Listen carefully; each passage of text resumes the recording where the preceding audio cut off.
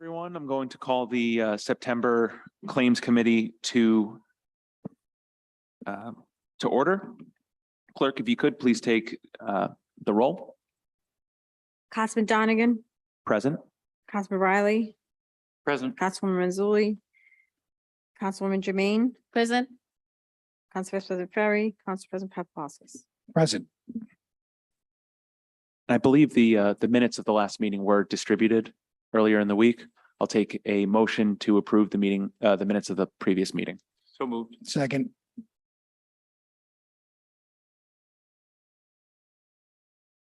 Clerk, please take the roll. Councilman Donegan, Councilman Riley, Yes. Councilwoman Jermaine, Yes. Council President Paplaskas. Yes. All right, with no committee business before us on the dock this evening, I will open it up to public comment for any matters on the docket this evening.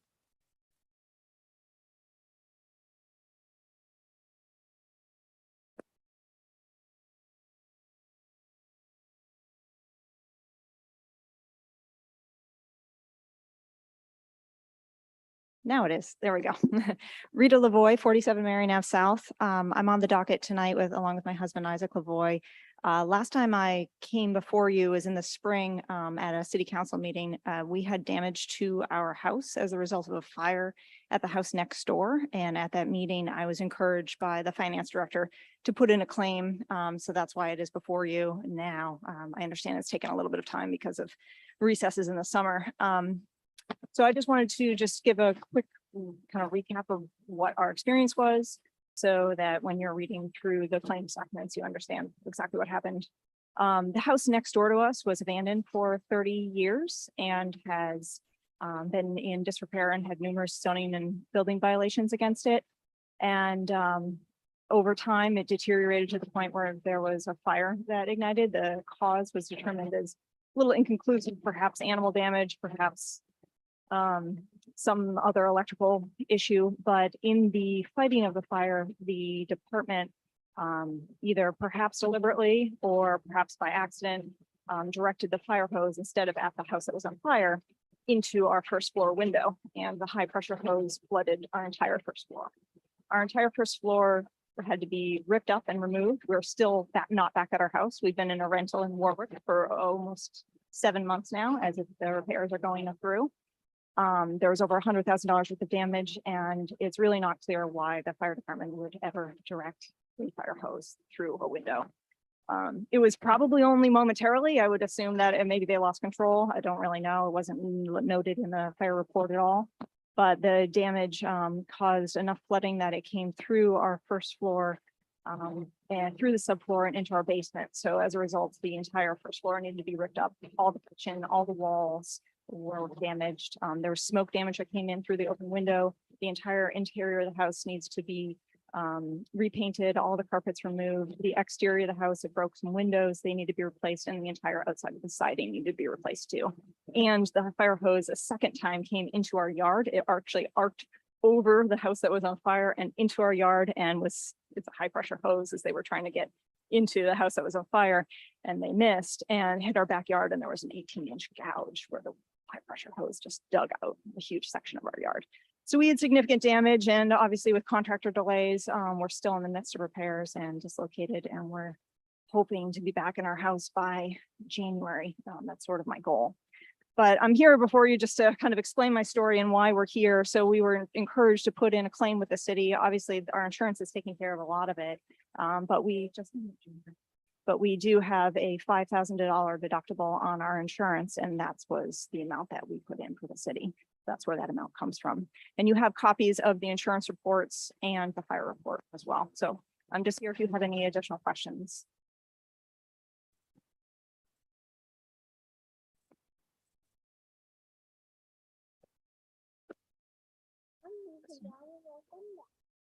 We're, as members of the committee, we're not allowed to go back and forth in dialogue with members of the public. Okay.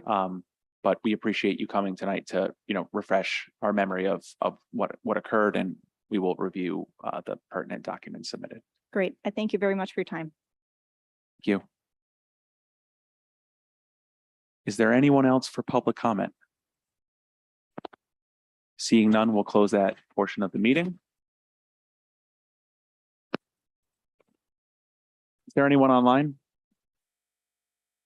No public comment?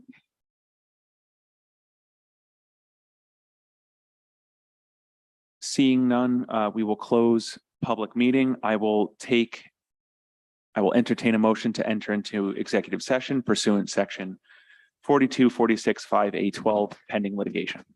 So moved. Second. Any discussion? Seeing none, all in favor, say aye. Aye. Ayes have it. We'll enter into executive session.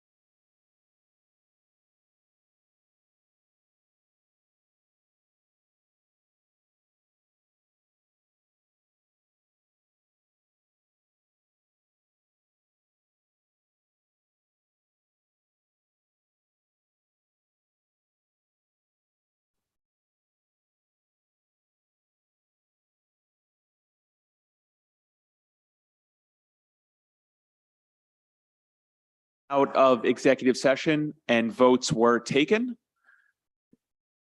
I will now entertain a motion to seal the minutes. So moved. Second. Any discussion? Seeing none, all in favor say aye. Aye. With no further business before us this evening, I will entertain a motion to adjourn the Claims Committee meeting. So moved. Second. Any discussion? Seeing none, all in favor say aye. Aye. Ayes have it. We are adjourned.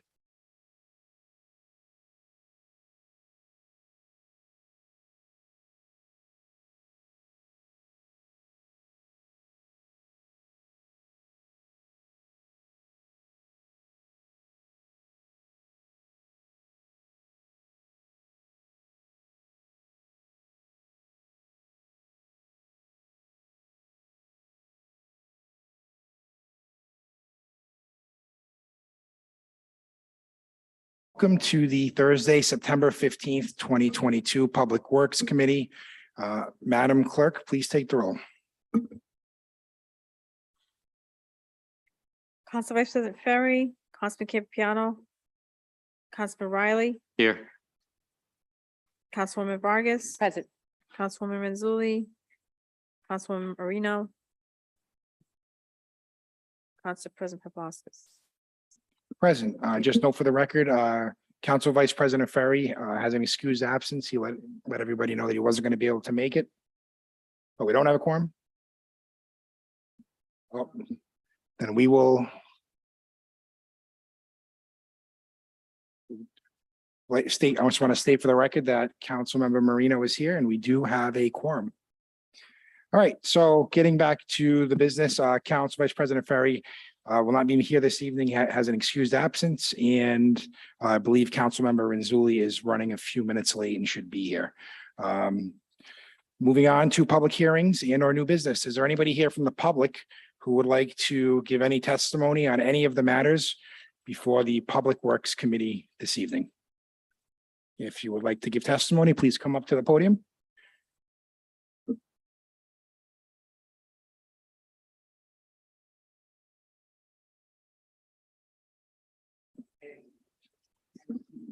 Sir, just need to hit the button so the green light comes on the microphone, and just need Okay, just need your name and address for the record before you give Okay. any testimony. my Thank name you. is Stephen Stone, 70 Chiswick Road, Cranston.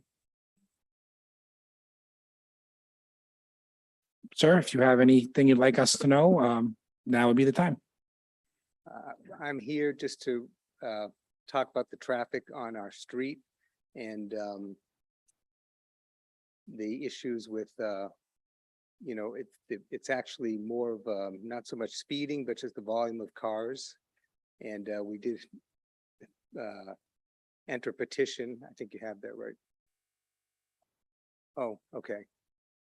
Anyway, we have a petition and we're just concerned about the volume and trying to do something about it in terms of maybe petitioning the Google and Waze, maps in terms of redirecting our traffic. So it's not so much all coming down Chiswick, but more the federal streets rather than the city streets. So that's why I'm here. Thank you very much. We'll bring that agenda item up shortly. Okay. Is there anyone on Zoom for public testimony? No public comment. Okay, at this time, I will close public hearing. We are now at new matters before the committee. We have a request from the Rhode Island Energy, the new national grid, for a pole location on Kusagani Drive, and this is a ratification. So I'll need a motion to ratify. So moved. Second. We have a motion and a second. Any discussion? Seeing none, Madam Clerk, please take the roll. Councilman Campiano, Yes. Councilman Riley, Yes. Councilwoman Vargas. Yes. Councilwoman Marino, Yes. Council President Paplaskas. Yes. Thank you. Next up, under some councilmember communications, we have Councilmember Donegan, discussion of measures to reduce speeding in the Laurel Hill neighborhood. Councilmember. Thank you. Excuse me. Thank you, Council President. I know this was continued from the August meeting. I guess it's more broadly going back to a previous conversation we had here in committee about any sort of proactive measures we can take as a city to reduce speed and traffic. I know that maybe 2 years ago during a budget, there were funds approved for traffic calming measures on Peppermill Lane, I think it was. I'm trying to remember that Councilman Brady had brought forward. So I'm wondering, especially, Laurel Hill Avenue, I know Cranston and Dyer are coming up as well. What can we do to slow traffic down and make those streets safer for, not just vehicular traffic, but pedestrians, people on bicycles or anywhere in between? Thank you, Councilmember. And I think the street you might be referring to is Peveril. And I don't think some of the neighbors like what they did now. And I'm not sure those bump outs are working, but Director, do you have any insight or any suggestions or, obviously we can, of course, always request the police to come out and do some enforcement, which we can do with an email to the administration, but Director? Yeah, unfortunately, this is a common issue throughout the whole city. The particular roadway is about 1.25 miles long and 34 feet wide. It is a direct connection between two major roadways.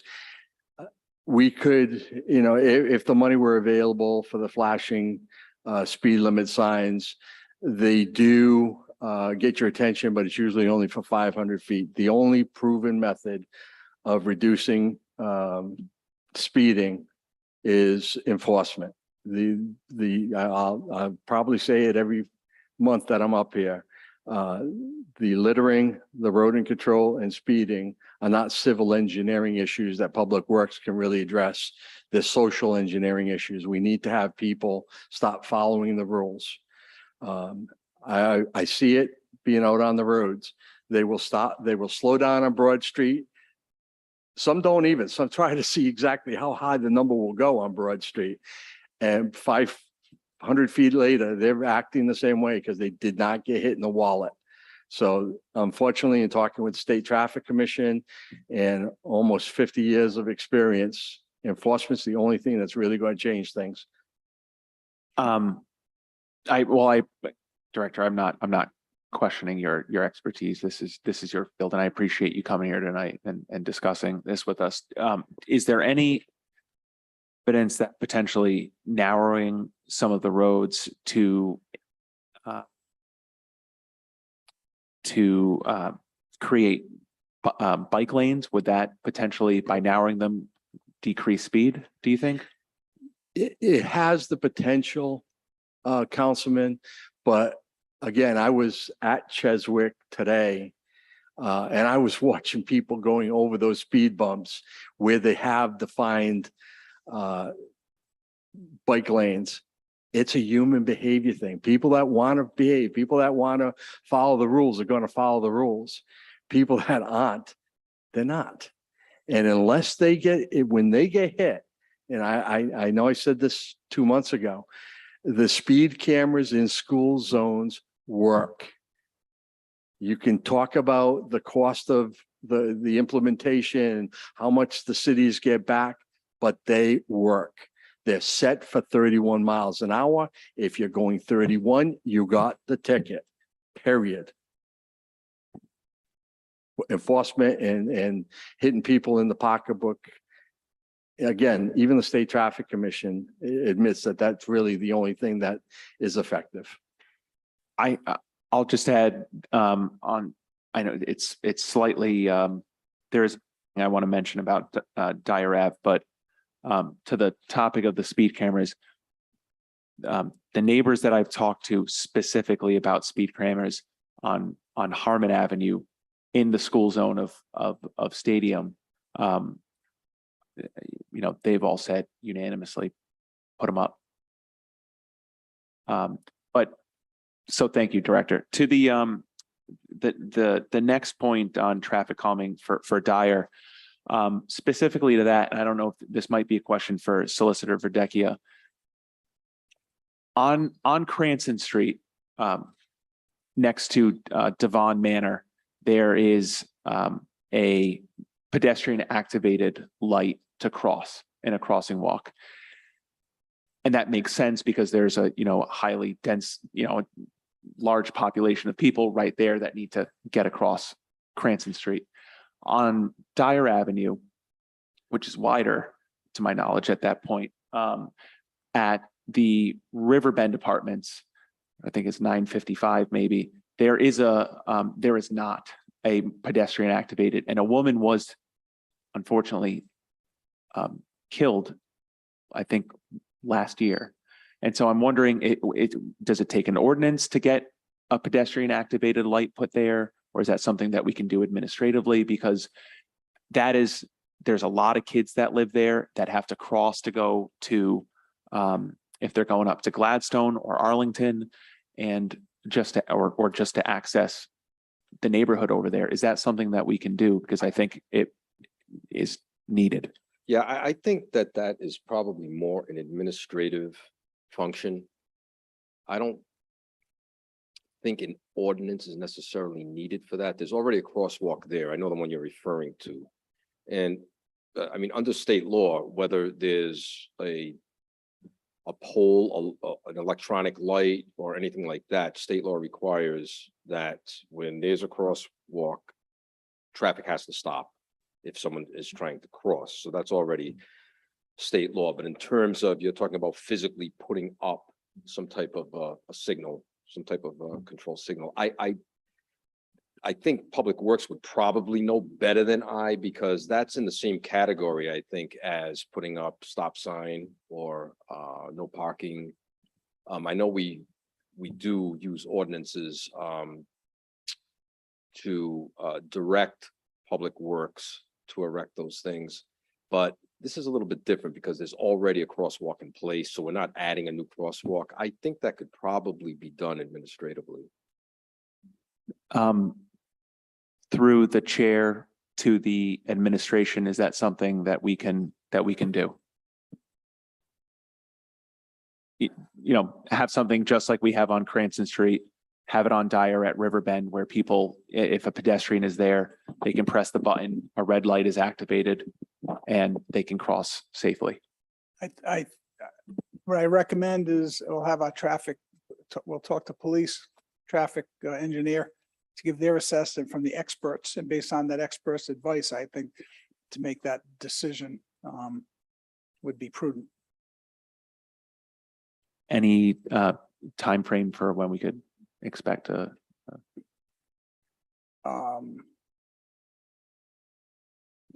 Just bringing this up right now.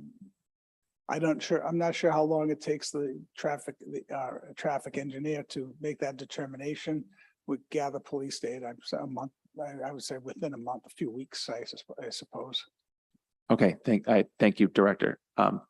Through the chair to the clerk, if we could, for the next meeting, just have this on the docket again, or pedestrian activated cross light on Dyer Ave to the docket. Councilmember Donegan, do you have a couple more in here, I believe? Thank you so much, Chair or Council President. Sorry, I keep calling you Chairman. You're the Council President. I didn't mean that as a slight.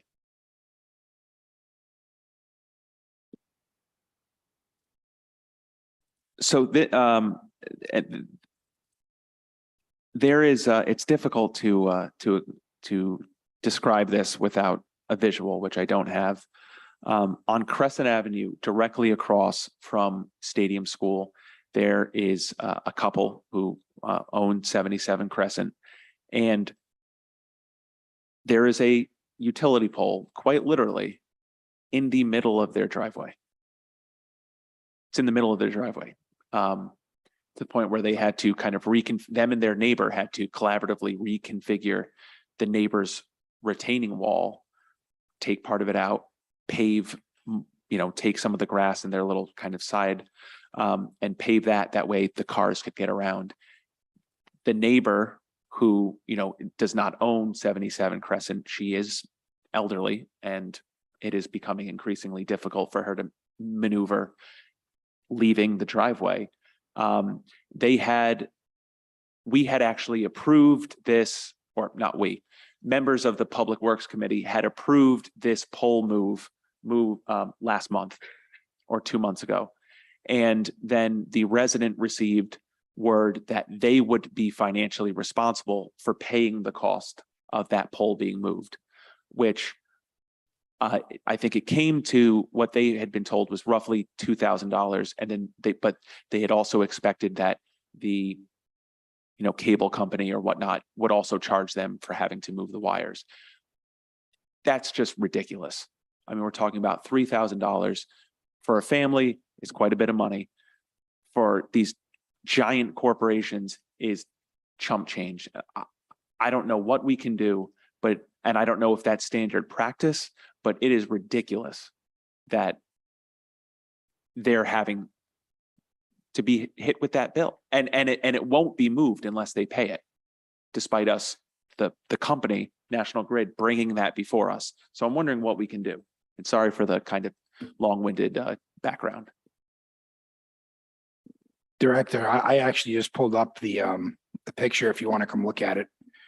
The pole looks pretty old. I don't know if we approved it or not recently. But if it's on Google Earth, it was there longer than that.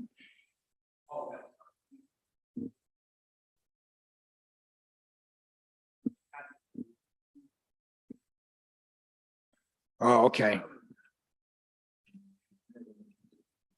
Oh, a long time ago is what they said. Been there for. Public Works Committee approved the relocation of the pole. It was a request from the property owner to National Grid.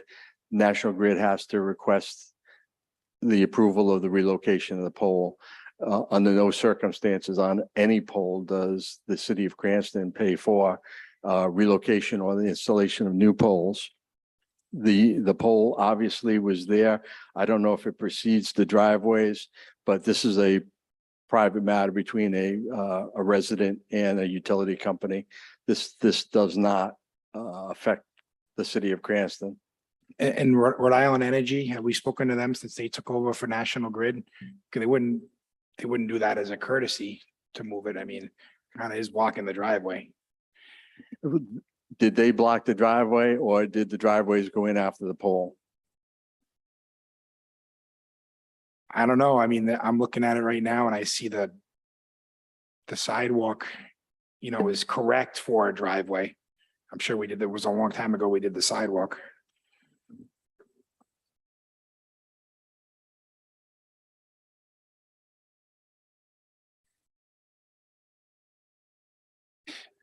Councilman Donegan, the floor is yours. I don't know what the proper recourse is. Through the chair. I would just have a suggestion, we're all in this together, whether you're a public utility, a neighbor, a city council, whatever it is. So we're all expected to act how we would want others to act around us. So if they're not going to be helpful to our residents, well, they do put a lot of requests to put things up before us. So if that, until they do right by the neighbors, maybe we have a slight moratorium or look at these a little more closer. Some of these requests that they have, because honestly, there are utility poles everywhere down Sockanassick, down Pontiac. They're starting to become eyesores. But if they're not going to do the right thing by our residents, then perhaps we take a little closer look at some of these telephone poles that they're going to be coming up in the future. I'm not sure how much they're regulated or what they can do through the PUC too, Councilman. So it may not just be a simple matter of Rhode Island Energy deciding that they're going to spend public money when it's a request from a property owner. So I completely understand, Director, but like my colleague, I really have very little sympathy for the utility companies and what the PUC allows them to do and how they allow them to just, take over and do whatever they want to the residents of the state. So I would like them to work with them rather than just say it's on the neighbors. Councilmember Vargas. Yeah, so can we suggest that if we're all in agreement, a letter perhaps on our behalf, maybe from the chair of the Public Works, Committee, along with or a letter from the administration, just letting them know about today's meeting, what was brought up before us, and the fact that we are asking or here to work with you in hopes that that is looked at. It may carry a little bit more also of weight, not that one person doesn't carry weight in here, but more so as a unified voice to the company, to the National Grid, wherever it is, Resource, the new name, I forgot their name now. But they also even have like signs on that pole and everything. So my assumption is that it's there because people have been parking. Could have been an easement as well. I don't know whose car that is, who it belongs to, but that's the least of the matter. But I think a letter coming from the city may be better. I know some other cities and towns have done that when they send a letter to an organization or a company. I don't know if that's something that you would be able to do. If directed by the administration, I'd be happy to send the letter. I just want to be realistic on what the expectation would be. I think it's a good next step. We're trying to at least try to help out the resident in Cranston. But again, I'm just throwing up the red flag that, you know, they have guidelines that they have to follow too. And this relocating of utility poles because of personal interest is something that we have not gotten involved with. Because it's more of an issue between the utility company and the resident. So we would be setting a precedent of getting involved with, you know, a personal matter between that we normally don't get involved with. Go ahead. But they rent the space. How does that work in terms of legislation with us? In terms of, it's a sidewalk. The sidewalk is partially owned by an owner in the city, right? Yep. But so at what point can we actually just do the, you know, friendly letter as a start to say, hey, we're here to work with you? Oh, no, I'm not disagreeing. I think that it's a good idea. But unfortunately, you know, we start to get into that practice where we normally don't get involved with, you know, when this happens quite a bit. There are cases where residents will ask the utility company to move a pole for a particular reason, and we've never got involved with it before. Because the only part that we'll get involved with is when Rhode Island Energy sends us the request for a relocated pole. We'll go out to make sure it's not going to be a problem within the city's right of way for pedestrians and for vehicular traffic, but we don't get involved with the reason for the pole moving is because a resident wants to take it out of one place and put it to another. Okay, fair enough. And I'm not sure if it's even worth it having them come here before us and explain to us the actual process of putting up a pole or not for pole 101, I guess, you know, lack of purposes. But I mean, I would, you know, defer to the council member, but I think having at least a letter or something in good faith effort that we are trying or you're trying, that would be at least one way to go about it. Counselor, it might be nice for you to send a letter on your behalf too. We obviously have our own letterhead that maybe loop in a state rep or a state senator for the area too, if they're interested in helping. You know, if they get enough letters, you know, it might help. Council member, Jermaine. Thank you, Chair. Oh, Council President. One thing I don't agree with is the resident has us to advocate for them. So if anything that is needing our work to get it done, I don't think we have to beg because this is not right. So whoever owned the house, we have to see the human part first. And mostly, we have a problem with sidewalk. And I've been looking into it. Who is the owner of the sidewalk? That's the problem I have. Is it the owner of the house or the city? So if it's the owner of the house who is responsible of the sidewalk, so there is no problem to ask someone to get out of my property.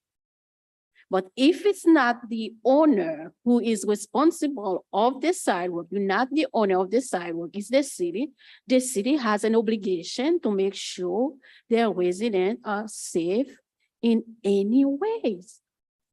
So I don't understand for the city not to tell this pole need to be removed for the safety of my people, period. So that's, I don't know what's going on, why we cannot say, because if the city is the owner of this site, or the city has to sell, this is how we do business here, and this is not the right place to be. And I'm not like begging, who is in charge? So that's my point. So I think as the responsible, the public works, on behalf of the city, you have the authority to tell Energy to remove this place. It's not a matter of personal. This is a matter of safety of the resident living there, quality of life.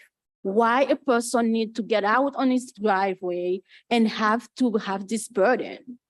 This is our job, to make sure that everyone live in their house, live their quality of life without a burden. That's what we are here for. So I don't think it's a matter of personal that a resident wants something. He needs to be removed. And if it's in the property of the city have the authority. If it's in the property of the resident has the authority to ask to be removed. Thank you, council member. Councilmember Donegan, I think we'll just try to attack that from a few different approaches, and I'm sure we could probably get a resolution. I'm hopeful. Thank you, everyone. I Thank you. appreciate the Thank you, everyone. suggestions. So you have a rodent program? Yeah, just looking to get an update on the how that's going. Any, if someone was to contact today for traps, about how long is that running to when the appointment would be? And then question after that. We're still making progress with the time for a call and receiving back the indemnification form to an appointment varies depending upon the district that it's in, because what we try to do is we have one rodent control officer. So we try to keep them in quadrants of the city per day. But it's come way down. There's also been a reduction in their requests. But again, as I said in July, the biggest problem is, again, human behavior. We've got people that are still, I was at a property last month when a neighbor was throwing 12 slices, full-size slices of wheat bread out the window. No bird is going to eat that. I'll tell you what is, and that's the same problem. So again, just like the speeding issue, this is a social engineering issue. We have to do something where people start taking care of the bird feeders, the bird baths, compost, animal waste. Animal waste is a huge one. Logs, chickens, roosters, grapevines, fruit trees. I'm not, as I said in July, I'm not going to ask this council or the administration for another penny or another staffer, because until human behavior changes, we'd be throwing good money after bad. But we are getting out to everybody. We've got a much better program than Providence and West Warwick. West Warwick has none. Providence will do a baiting. If it doesn't work, you're on your own. And we're going out there and we're rebaiting. We did go to the more potent bait, but I've heard anecdotally, if the neighbor has chickens or other attractive food sources, they're not going to the bait boxes. They're going to avoid the bait boxes, and they're going to eat what's on the ground because it's easier. So Thank you, Director. And it's good to hear that the I guess wait time has come down. I know that the rodent control officer is works very hard, and it's appreciated. And as well to the administration, and specifically Gina in constituent affairs, she has been very responsive as I've sent in probably more rodent requests than she cares for me to do so. So thank you to her for that. One question procedurally about residents trying to access that program that I found, especially given the high amount of renters and multifamily houses that are in Ward 3, that if you are a tenant and you have a rat issue, you can't request the bait. And if you have a landlord who is unresponsive or just is busy and can't find the time to do it, they're not going to get the traps. And that is concerning. So I'm wondering, and then beyond that, are there ways that we can streamline this where the indemnification form is available online to download and submit electronically that would cut down on needing to call, get the letter sent to you, having them, and then sending it back? If it could just be downloaded online and resubmitted, it would free up time for the road and control officer, as well as streamline the process for residents seeking this, vital city service. Councilman, while that sounds good, I would highly recommend against that. We're dealing with poison and we're dealing with rules from DEM. The reason why we have the systems in place is to make sure that the legal property owner is the one that's authorizing access to that property. We are audited by DEM. The process is not onerous. A phone call anytime during the day. You don't even deal with the road and control officer. You deal with one of 4 people downstairs on the staff. Every one of those people downstairs, the clerk and every one of the engineers knows how to take that information. When a request comes in, the indemnification form goes out that night. The biggest chink is getting the form back. There are some times where the forms don't come back for a month, but the form goes out that night. As quick as we get that form back, that application is put in the schedule for the next available appointment. So we are dealing with poison. We have to protect the city. So it has to be the property owner. And we do when we have the conversation with the person that's calling in, and we verify that person is the property owner. So we'd rather not take a chance. That's why we don't hand the forms out to be hand delivered to a bunch of people. We have to track those forms and we have to be able to be audited by DEM periodically. So I guess I'll concede without any more substantial research on my own part about the need for the property owner to sign it. That doesn't necessarily answer why a tenant couldn't request it. That way they have it and for it to be signed by the landlord. So I had a situation where a renter had reached out to me for the program, and we followed up with City Hall, and we were told it has to be the homeowner. And they said, well, my landlord, they just won't call. I've kept asking them to make the call. They won't call, but they said that they would sign it. So if you could get me the form, he's coming to pick up the check on Friday, he'll sign it.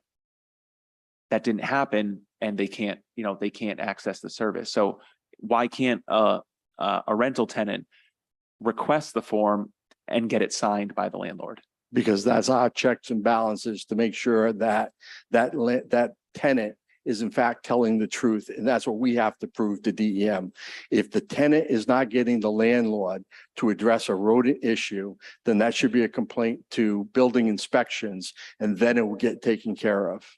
But to keep the integrity of the program, not everybody is honest, councilperson. So to make sure that the signature is in fact the property owner, the system is in place that the property owner has to call. We verify that that's the person. We send it to their legal address. And then when we get the form back, we could tell DEM that we had a chain of custody, that we feel very comfortable that was in fact the property owner's signature. And I respect that, and I'm not trying to be rude in any way, but if the tenant is going to forge the landlord's signature, I mean, they probably have bigger. If I may have a potential solution to the chair, if it's okay, to Sure. administration. What I could foresee, and I don't anticipate it being overly burdensome, is having just a specific form that is a tenant requested. You have the tenant put their name and sign it. It still needs to be signed by the owner, but it needs to be notarized. Therefore, there's more authentication. DEM and the state should be satisfied with it. And it solves both problems, and it shouldn't be overly burdensome because it'll be based on the current form that we have. We would have to check with DEM. I'm not in a position to say that that would work. I wouldn't want to agree today.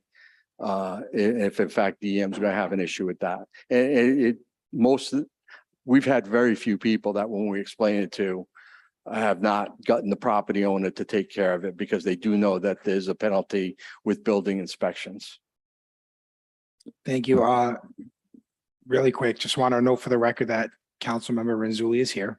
And then also just remind everyone that we have another meeting that should have started 6 minutes ago, so we'll try to move on quickly. But I see everybody's hand up, so I'm gonna go to Councilmember Jermaine first and then Councilmember Campopiano.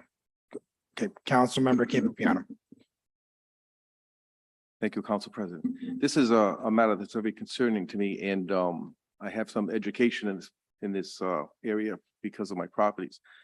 I think education is where we have to tackle this versus abatement and stuff like that. I think if we sent some type of a flyer out or a mailing with, you know, the rat issue, with some pictures of, like the director mentioned, with the food on the ground and the bird feeders and real graphic stuff that will catch their eye.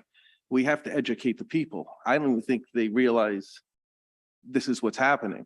Maybe it'd be less expensive than sending out the baits and it's not getting done. I witnessed one of my properties has 6 baits, and I opened them up after them being there for a month, and they're all full. The food given by the people and that's available to them is more appetizing to the rat than the bait. So we're throwing good money after bad with these bait traps. We need to educate the people. So maybe we should look into some type of mailing or something like that to help. Thank you, Councilmember Campopiano. Any more discussion on the rodent issues? If not, we're gonna move on to the next item. Councilmember Jermaine. Thank you. I think the rodent issue has so many layers, and it's not something easy. For example, if we have, I just heard the director, you have a property where there is rats problem and the owner are not available to make sure to take care of that. And the next house is being taken care of. So you just like, you have a bucket and you are putting water and then you have a hole on it. And I think we need to address this differently to look at all the layers. For example, on Tuesday, I was at a place, at the polling place, 6 o'clock. My God, I see so many rats growing like this. And I was with a friend and we were all screaming. And I went somewhere and I walked around a dumpsters. Jesus, the smell around that. So I wonder, for example, that's a question I have for the director. I know this is, private property.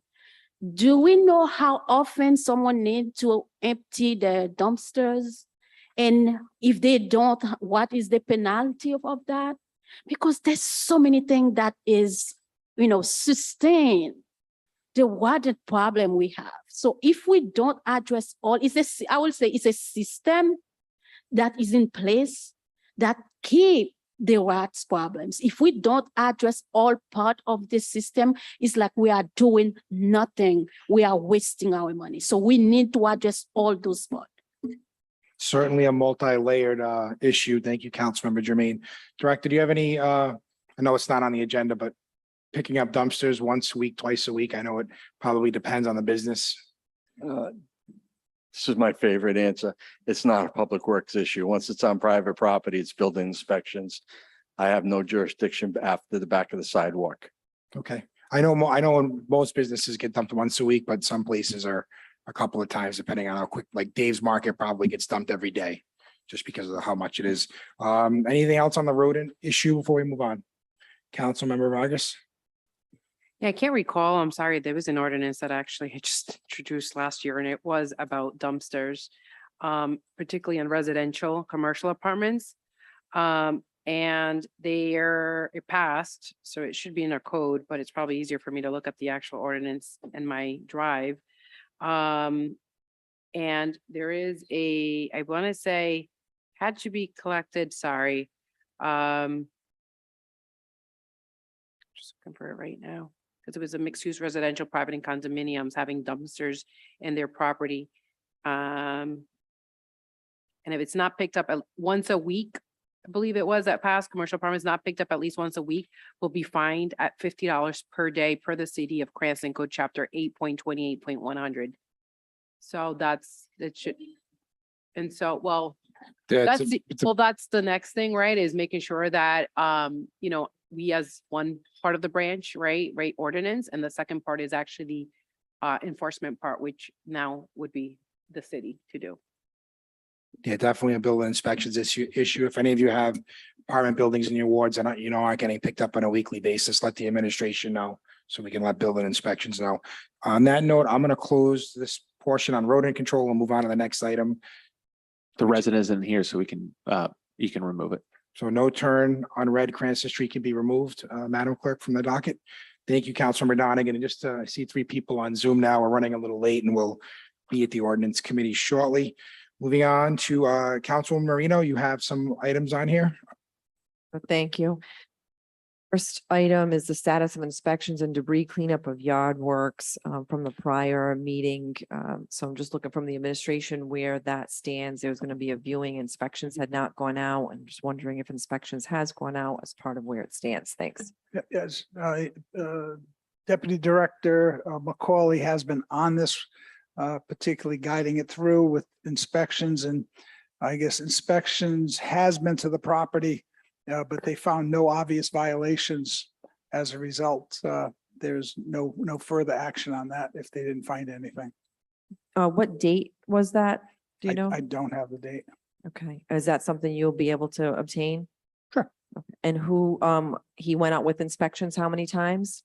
I didn't say, I know inspections went to the property. Once it was reported that there was a problem, inspections responded. They didn't find anything. I don't think they went back if they didn't find anything. And if you may recall the previous meetings that this originates from, there were photographs submitted showing debris that clearly did not belong there. And some of that debris can only be viewed on adjoining properties unless the inspections department was given express permission to enter the properties. So can you tell me, did inspections go to any of the neighboring properties to in fact view those areas that the photographs showed? Mr. McCauley didn't report that back to me. He said he worked with inspections and they went to inspect the property. They were welcome down to the property, but didn't see anything. Guess we can ask again, but that's all I know. I can't know what I don't know. Okay. And do we know who specifically, which inspector inspected the property? We do, but I don't. The city knows, but I don't know at this time Councilwoman, by name. excuse me, Sure. I'm sorry not to interrupt. It was probably Inspector Ialongo, I believe it was, Frank Ialongo. Okay. And that was, I know you don't know the exact date. Do you know what month it was? That would have been the last time this was on the agenda. So the August meeting was canceled. So July, I would say it was July. Late June or July.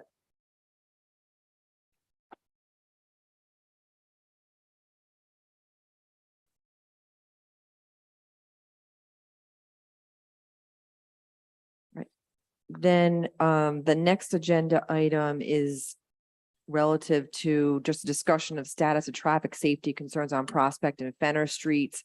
The last time this came up with the administration, it was said that I believe it was Director Macaulay that was present and spoke on this and said that there was talks with DPW and with the police recognizing that it was a traffic safety issue. However, I know from my own firsthand account of going out to that area, there's a large amount of utility work being conducted in that area right now. So I just wanted an update from the administration as to where things stood. You're expressing that now. I wasn't aware of what you wanted to discuss. I know we had discussion on this, and I thought that we were referring to this before the bridge was finished. It was used as a cut through, so the concern was the high volume of traffic. I remember that it was reported that the bridge would have been in place and the problems would be, any traffic would be alleviated. If you're saying there's something else, I'll be happy to follow up, but I don't know what those issues were. But if you articulate it, I'll be happy to follow up. Yeah, it wasn't just the volume, it was the speeding itself. And I can say I've been there, speaking to residents, post bridge opening, and people were speeding through Prospect Street. Some even ignoring stop signs. So maybe if we can circle back on this topic and see what can be done. And Director Moretti, do you recall, is it already a no through? I haven't Way been, in a specific I haven't been direction? there. I believe Okay. not. Director, we were talking about this. Do you know if it's any no through signs over there? Yeah, we were Okay, not sure. all right. We'll talk and then I'll see if we'll continue it to next month. Thanks. Okay. The third topic is discussion status of the retaining wall in the basketball court area of Aqueduct Road Budlong Pool Facility. I was contacted by a resident, then I was contacted by a couple of residents afterwards as well.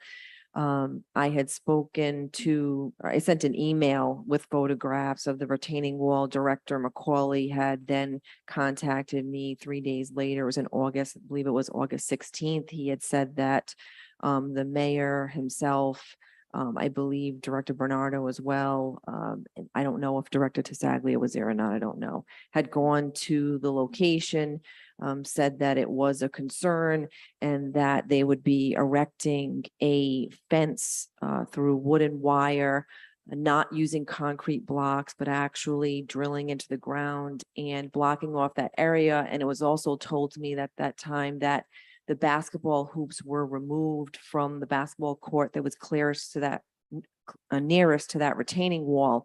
And I accepted him at his word that that was done, and then only to find out that that did not occur. And again, I just am following up to see where that stands. Okay. Thanks. Well, I'll tell you what I do know, and I wasn't privy to that conversation, but the basketball hoops on that portion have been removed. And there's going to be erected a safety fence, that orange safety fence around a perimeter. So if there was a breach, it's going to, the fence will be beyond any danger point. The non-scientific, non-proven engineering study, but an opinion, was that this has been occurring over many, many years and more than likely not an imminent danger, but that safety fence should be probably put up tomorrow actually, or next week. But to say the vendor and the type of structure, but there'll be signs, hazard, and cordoned off to prevent people from going there. And just to be clear, even when I submitted it to the administration with the photographs, I didn't say this is a liability. I just said, look, a resident reached out, clearly from the pictures, it looked like it was of concern and to be addressed. And, I understand mistakes can happen, but I would hope that in the future, it's not stated that something is actually done when in fact it's not done. I was not I know it wasn't you. I was not aware of those promises, Yep, I understand. So. but I Yep. promise you, by the next meeting, there will be a safety fence, if you will, cordoning it off with a sign, probably saying hazard, caution, do not, enter, something like that.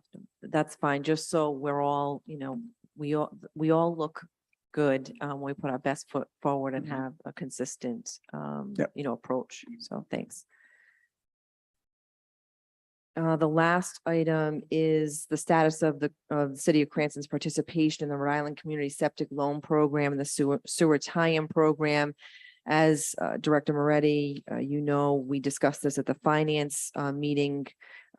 We had discussed this previously in February, direct conversations with the administration. The reason why it's on both dockets of Finance Committee and Public Works is because this program impacts both those departments. And where it currently stands, as a refresher, is that in February, we had discussions with Director Strom, was the finance director, Director Mason, who's the Public Works director at the time, with the mayor that the septic loan program would be something the city was going to entertain, but not the sewer tie-in program. And that the DEM required wastewater, on-site wastewater management plan needed to be conducted and was going to be conducted. At the Finance Committee meeting earlier this week, it was stated that we would be having further discussions this evening and that Director Bernardo would have some relevant information with respect to this. Okay, on that the little change, I guess I'll have some more information on it. With Mr. Igo and I ended up being, we did have discussions with Mr. Bonanno and the engineer. They understand the logistics for getting it done. Several points is the administration supports this, as mentioned. We believe we solved the financing of this application, but as you're aware, there's an application process or qualification, which I refer to with DEM, to be qualified to administer this program, and that's probably about a $20,000 bill. But we believe that would merit to fall within the sewer enterprise fund. So we could probably financially afford it from there. As I mentioned, I believe the last meeting, it did lose some steam by losing a public works director, finance director. The interest is just as it was before.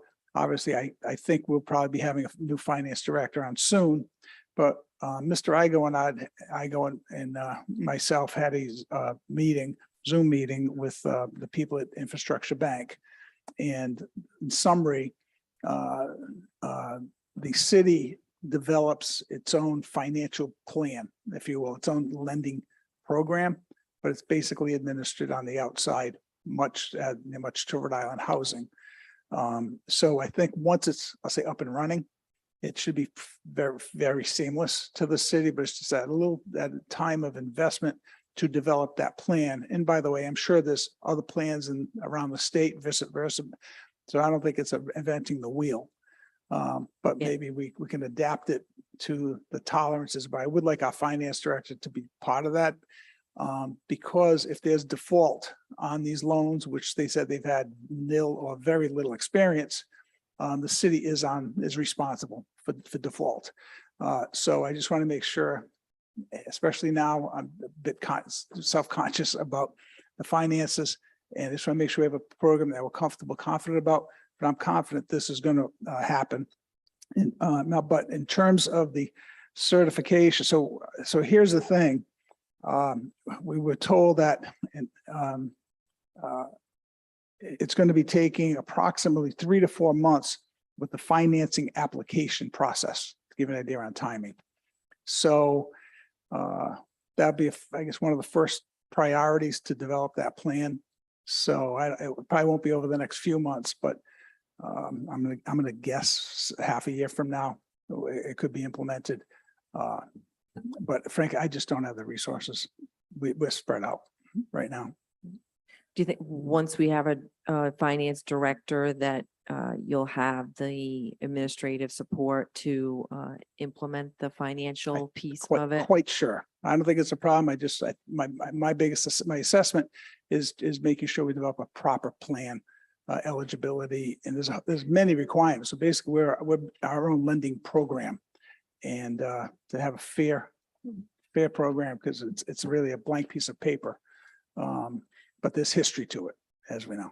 Yeah, I did take the time, and I had spoken back around that time in February. I'd spoken to a couple of other towns that administer the program. They're actually rather generous with their time too, because once we lay whatever the requirements are that we want to for the program, it is easy after that, since the lending's really through Rhode Island Housing, and I'm sure there are plenty of examples to make it a lot smoother and easier to do for us. Yep. No, I concur, but it should just be a little delay there, so Right, yep. unfortunately, Yep. but everyone's on board saying the same thing. And it will be a priority, asking the new person to come on and take care of that for us. And in terms of the other piece of the puzzle to initiate the program, the actual on-site wastewater management plan to get filed with DEM, now that you know of a source with respect to the funding for that report, how long do you expect it will be until that report might be completed? I have something in my mind, but it's a bit indefinite. Do you recall that, Director? I believe, put it this way. Going through the time frame, assume that we develop a plan, which hopefully will be expeditious. Once we have that, then we can begin to, if we begin to apply for the financial application, that's gonna be 3 or 4 months. And then, tell me if I'm wrong, Director.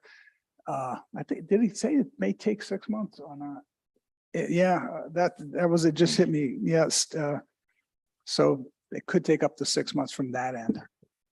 Okay, and they can be done simultaneously, correct? Yes. Okay, all right, thanks. Thank you. It's a great idea, and it should be a nice program for some residents. Thank you. Thank you. Thank you, Councilmember Marino and Director Moretti. Appreciate that. Moving on to the next topic, Councilwoman Vargas. Thank you, Council President. So I have one item on here. I'll follow up on a couple of other items related to Public Works. Probably add those under my council communication for city council meeting. But the one on here is Chiswick traffic study. So there was a traffic study that was done. There was one done last year. There was another one done after that. It's been pretty much what's happened is that there is a tremendous amount of speeding. As we all know, there's speeding taking place and throughout the entire city. But the residents of Chiswick Chiswick have pretty much have, I met with them a couple of weeks ago. There's a couple, I think Councilwoman Marina also had a conversation with one of the residents on there. And obviously there was someone who's actually still here this evening with us. And then there's one of the other residents on that street who just came in a little after the gentleman testified. Obviously, what we're trying to do is, in hopes that we can do, is on Google Map or on just regular applications that you're trying to just type in your address and get to somewhere within Edgewood area. So say you're delivering a package or so, they're using Chiswick as a cut through street versus actually having, say, these deliveries being routed through, say, Norwood Ave, which is more of an actual main road. When you stand there, if you ever go by Chiswick and you stand there, you'll see an overwhelming amount of cars that are all like either state or vehicles, whether it's Amazon, FedEx, or so, that are not delivering to that street, but are using that as a cut through, because when they're typing in the address, that's the street that it's being cut through. Now, there's obviously there's also a lot of children that live there. It's coming to the point that we're trying to get a sense as to what can we do, how do we work as a starting point. And in our conversations in our meeting just a couple of weeks ago, we're hoping that the administration, after researching, can write a letter through say Google Maps or say, Waze, which is also owned now by Google, in requesting that they reroute and not have have it used only for local traffic, but not have like anyone that's going to get through, say, Rhode Island Yacht Club or the Edgewood Yacht Club or just anywhere, or along those lines, or vice versa. Deliveries go through like Norwood Ave versus going down all the way Broad Street and then taking left on Chiswick. So my ask to the administration, after having the traffic study, which thankfully the police has done, and they've been the residents have been very patient, and we're seeing what the traffic pace is.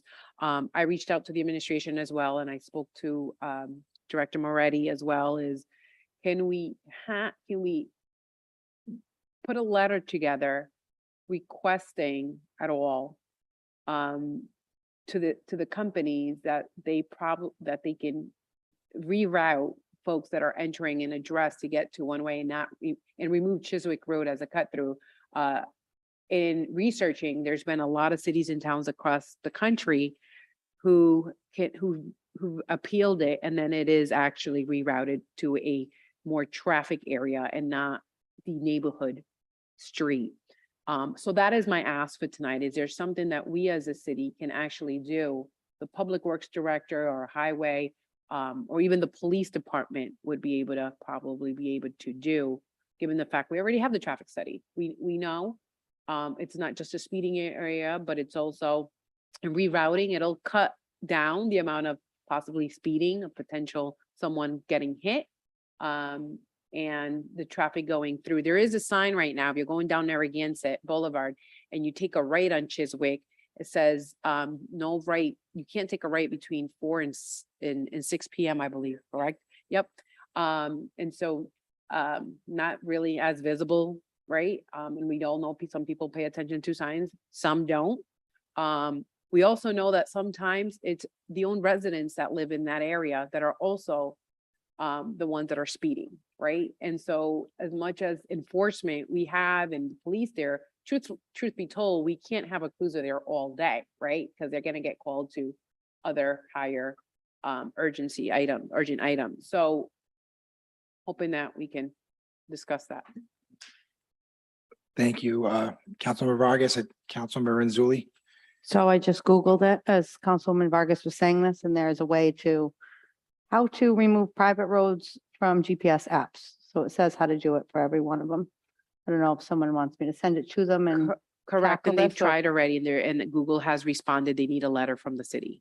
So we need, that's why my ask is to have that letter in support of the residents. So that way we're able to do it, because the residents can do it. Oh, yeah. And so they did it. So the neighbors did a petition. I actually haven't received, oh, you have, okay, perfect, the petition. And if we can put that in for the record, so that way that would be one of the possible, not an attorney, but exhibits, I guess, to the letter. Yeah, I'll entertain a motion to accept the petition that was just handed in as part of the record. So moved. Second, Any discussion? Seeing none, Madam Clerk, please take the roll.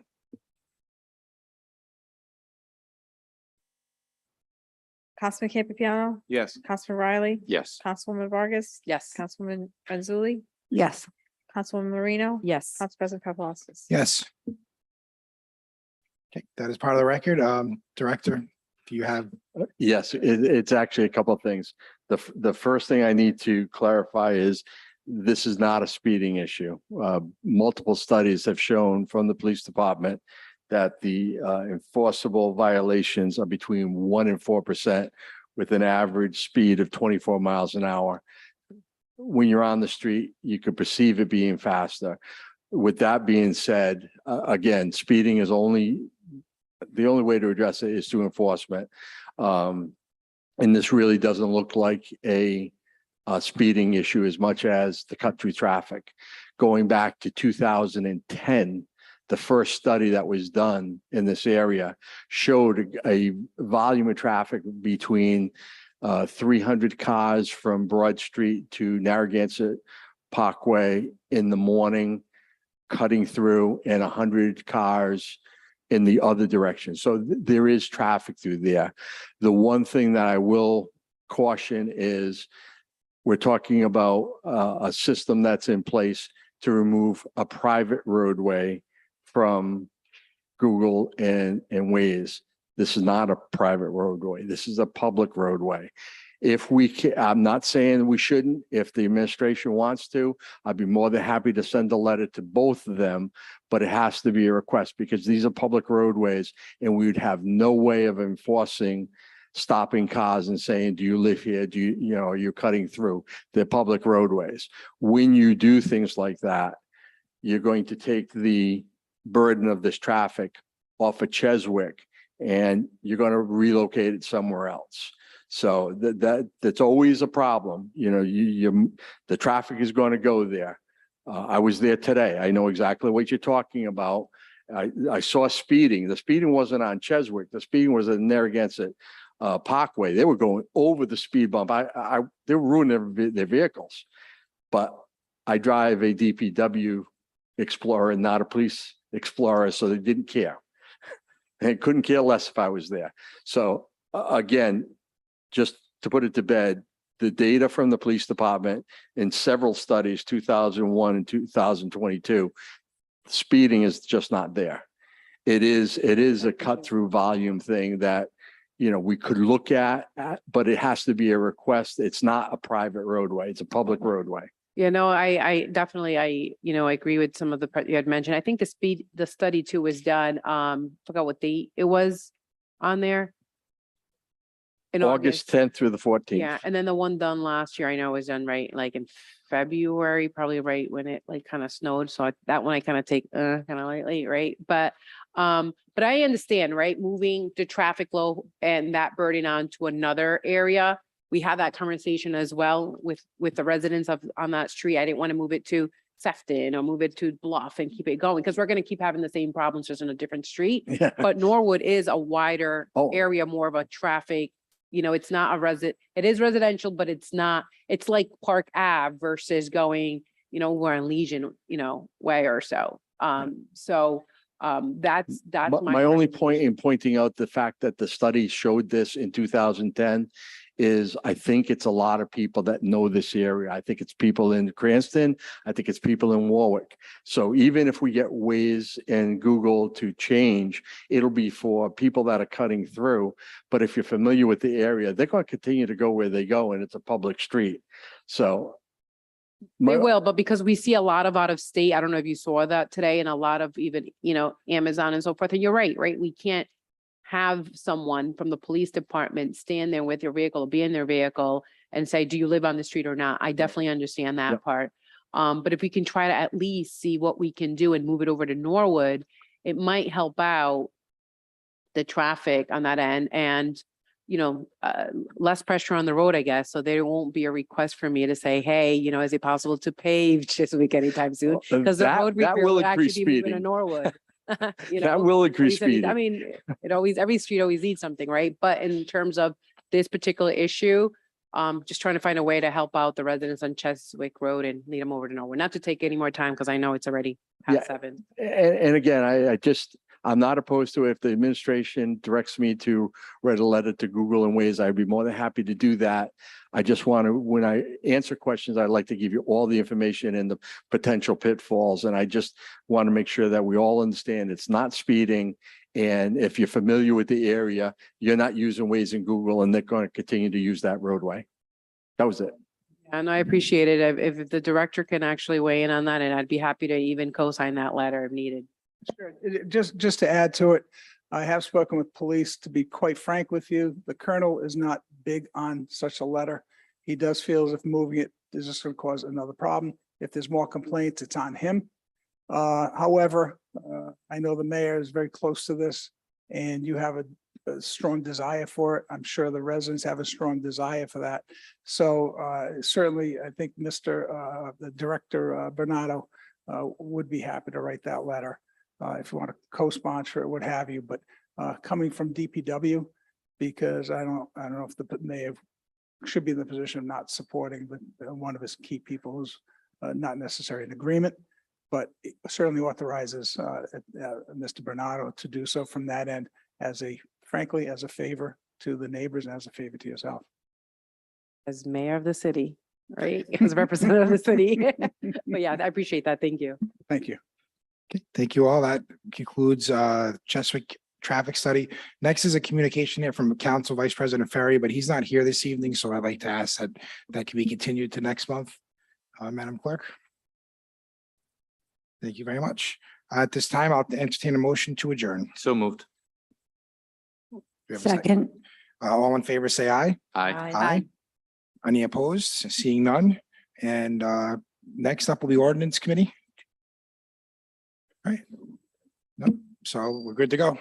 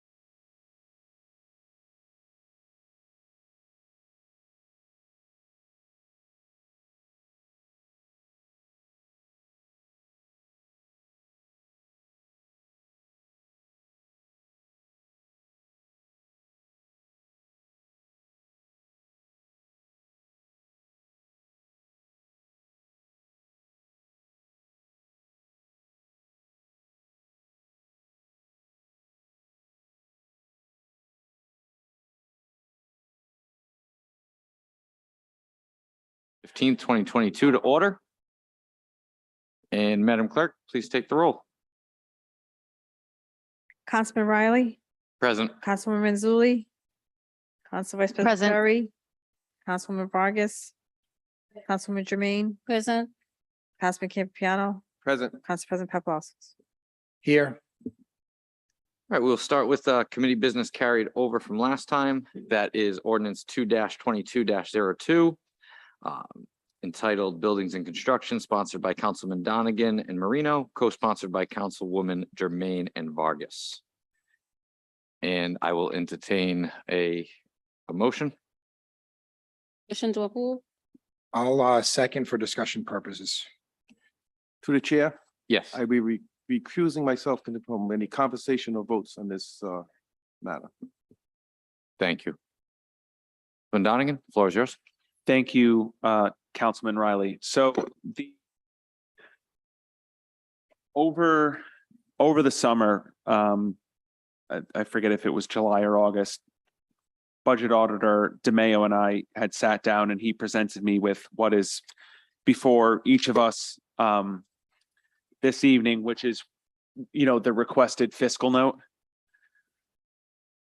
And, it's now been submitted as part of the record through the clerk. For the first year, well, essentially, based on his assumptions, the fiscal impact year over year would be about $181,000, taking into account, expenses, the money brought in. So based on his assumptions, it would be $181,000 a year. I think we all recognize that the difficult position, the city is in regarding the budget. So you're cognizant of how every dollar is being spent. To be honest, I think that ensuring safe housing for is worth $181,000 a year for a city our size, considering that the percentage that would be of the budget. I mean, I think this really would, I really think that this ordinance would significantly improve, not just, it would incredibly improve the city of Cranston, the health of our residents, the safety of our residents. And I really think that this is something that we need to pursue further. There were considerable feedback that I have received, both from housing experts, from members of the committee, from the administration, members of the public, the budget auditor. So I am going to withdraw it, take all those considerations into account, and then resubmit as a reworked ordinance to fine tune some of those questions. But I appreciate the budget auditor putting this together. I'm glad that it was submitted to, kind of get on the record how much this ordinance might cost per year. Do we need to take a vote to put this on the record, Madam Clerk, or is this part of tonight? Motion to add this to the record, the fiscal impact study. Second. And any discussion? Seeing none, all in favor, say aye. Aye. Aye. Any opposed?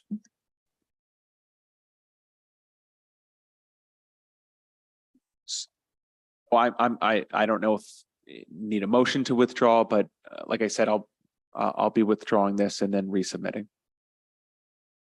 I don't think we need to vote on anything if you withdraw. All right, next, on old business.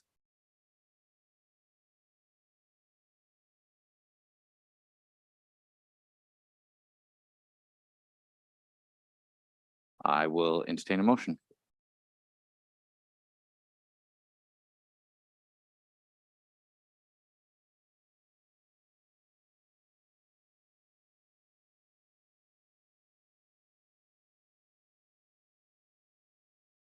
A motion to approve. Second. All right, and Councilwoman Jermaine, the floor is yours.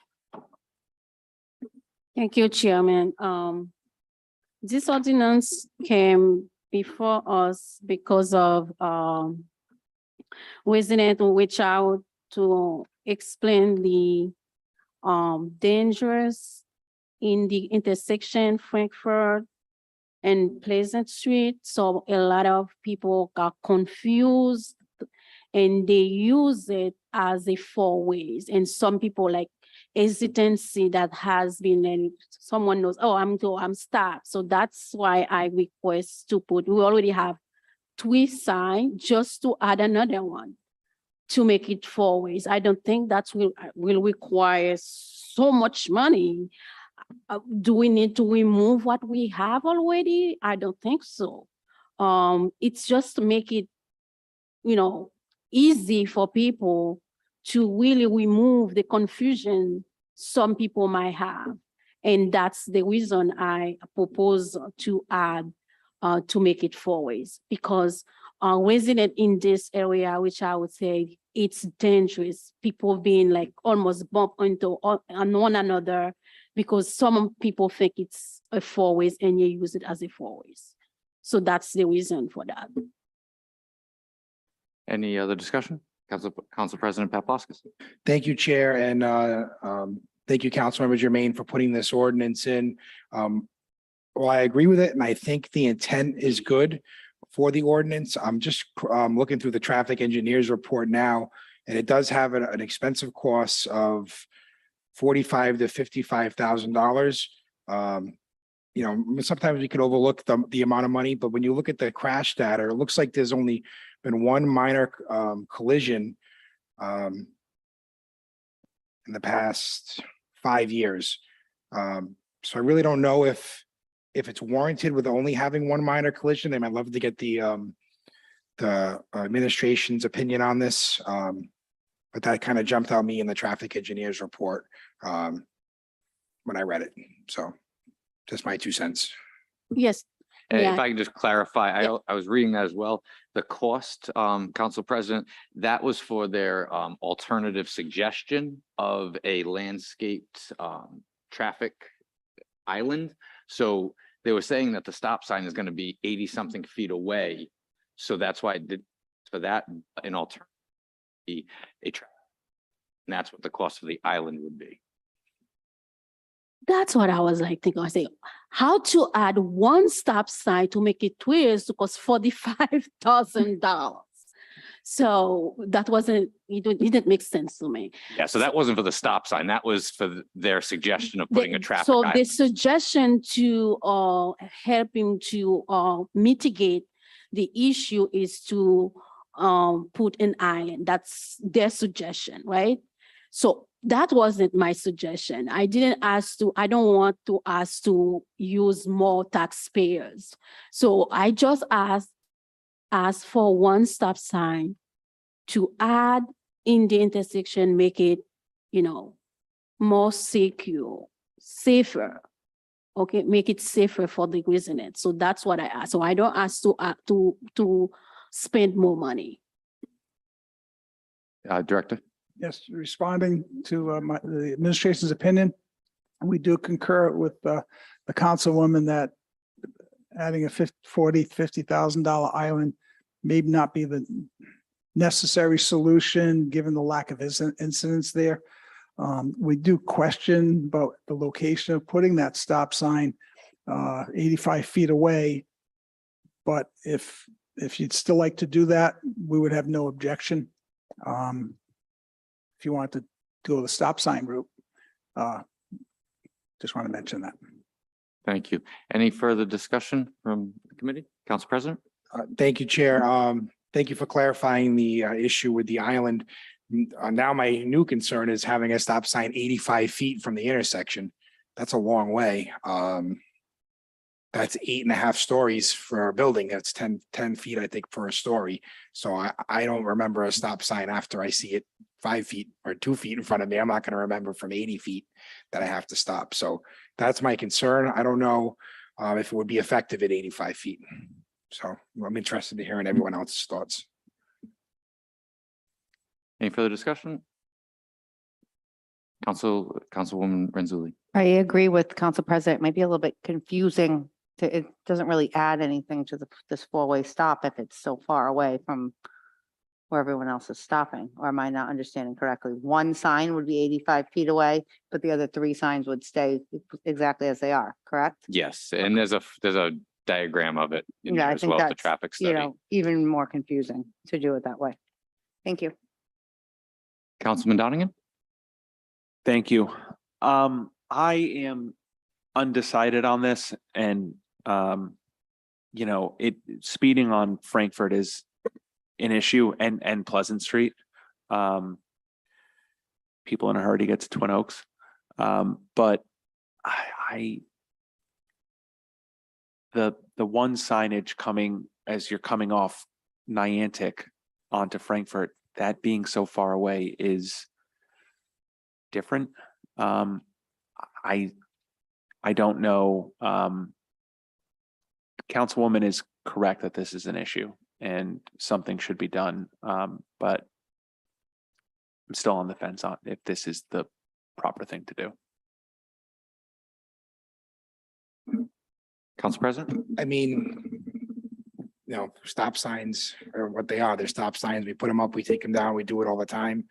You know, it's 85 feet away. I mean, if it doesn't work, you know, it doesn't work. And it's still a 3-way stop at that point. So I mean, we could always try it, but I don't think spending the money on the island, and Councilmember Jermaine, you agree with us. So I agree with not spending the money on the island. To the administration, if we put a stop sign up 85 feet away, are you opposed to trying it? I mean, it's essentially still a 3-way stop. Get this a little closer. No, Mike, is I think it's a revenue generator, because if you look if you're coming off Moulter, someone's turning a quick corner, they could go right past that stop sign. Where Pleasant Street is, so we support it as a revenue generator. But in all seriousness though, and I do, cause maybe I'm just cheap, but there was only one incident in the 5 years. And for that, we don't think it's necessary, to be quite frank with you. And for that reason, certainly not the island, but as I said, I'd see it as a revenue generator otherwise. Thank you. Councilwoman Vargas? Yeah, so I'm just looking at I was on my phone looking at it on the GPS, but I'm looking at the handout that we have. So the stop sign that we see, is that where we're proposing, or you're proposing to have the stop sign added, Councilwoman, or in a different location? I just want to kind of make sure that I'm looking at it, because I see the island. Councilwoman, mind if I take that one? I think in fairness to the councilwoman, it was a request about the stop sign for that intersection, to look into the feasibility, and the traffic engineer presented this to this body. So I'm not so sure the councilwoman's particularly suggested that location. I think that was a result of her request of looking into this matter. But this is the 2 alternatives that the traffic engineer came up with. I'm not, certainly, obviously, this councilwoman could speak for herself, but I'm not so sure she particularly proposed that location. More so the traffic engineer. What I'm asking is, it's a 3-way stop sign. I don't ask to remove one, I just ask to add one, because residents in the area complain about the confusion with drivers. So, and they use it already as a 4 ways. So that's what the resident told me. They use it as a 4-way stop, but it's not a 4-way stop. And that's why he made confusion. Some people, sometimes it's like, it's become dangerous.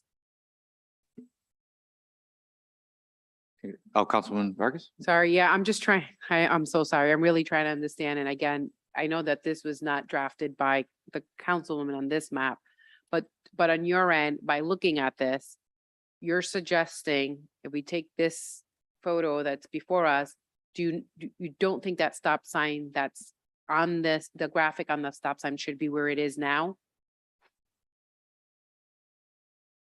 You think it should be?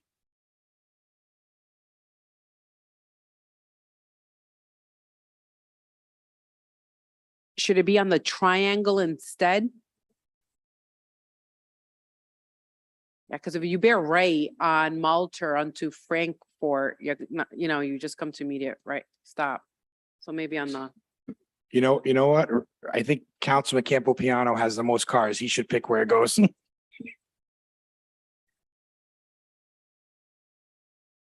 If I may add to that, what might be confusing, when Councilman and I were just discussing, there is a triangle here. That is a hypothetical if you were to install that traffic island. okay. That is all not right, there there's now, no so that's such- just lending to the confusion. There's nothing there now. There's a little goofy island that's there, but it's pretty meaningless.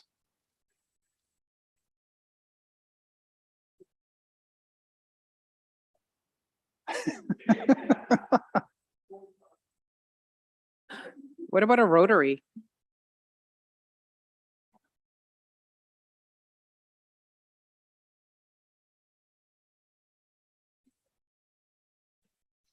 Chair, to the chair. Yes, Councilwoman. My philosophy is always be proactive. So, because there is not really much, I would say, I don't want to see fatalities. I don't want to just take a decision because there is a fatalities. We don't want that. So we need to always proactively take measure, not reacting to something. So I will feel really bad if like in the next few years and they say, oh, there was an accident, there was something happened here and that we could prevent. But at the same time, I think if we think it's up to you, if we think it doesn't need it for an additional stop sign, I'm okay with it. But I know, as I mentioned, my philosophy is always preventing from happening, not reacting with them when they happen.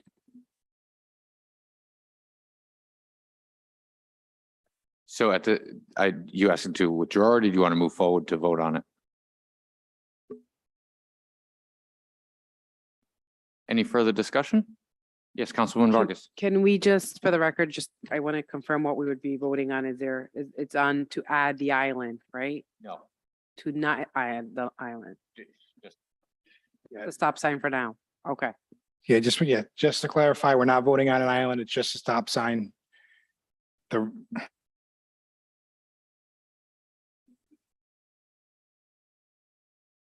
Further discussion? Seeing none, Madam Clerk, please take the roll. Councilman Riley, No. Councilwoman Mazzulli, No. Councilwoman Vargas, Yes. Councilwoman Jermaine, Yes. Councilman Campiano, No. Velasquez. No. All right, moving on to the new matters before the committee, and we'll take public comment on each of these separately. First, we have ordinance 7-22-03, sponsored by Councilman Donegan. Motor vehicles and traffic through trucking prohibited on certain streets, Crescent Avenue and Harmon Ave. I will at this time entertain a motion.